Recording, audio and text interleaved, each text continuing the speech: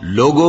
اپنے پروردگار سے ڈرو جس نے تم کو ایک شخص سے پیدا کیا، یعنی اول اس سے اس کا جوڑا بنایا، پھر ان دونوں سے کثرت سے مرد و عورت پیدا کر کے روئے زمین پر پھیلا دیے۔ اور اللہ سے ڈرو جس کے واسطے سے تم ایک دوسرے سے حقوق کا مطالبہ کرتے ہو، اور قطع رحمی سے بچو، کچھ شک نہیں کہ اللہ تمہیں دیکھ رہا ہے۔ اور یتیموں کا مال جو تمہاری تحویل میں ہو ان کے حوالے کر دو، اور ان کے پاکیزہ اور عمدہ مال کو اپنے ناقص اور برے مال سے نہ بدلو، اور نہ ان کا مال اپنے مال میں ملا کر کھاؤ کہ یہ بڑا سخت گناہ ہے۔ اور اگر تم کو اس بات کا خوف ہو کہ یتیم لڑکیوں کے بارے میں انصاف نہ کر سکو گے تو ان کے سوا جو عورتیں تم کو پسند ہوں، 2 یا 3 یا 4 ان سے نکاح کر لو۔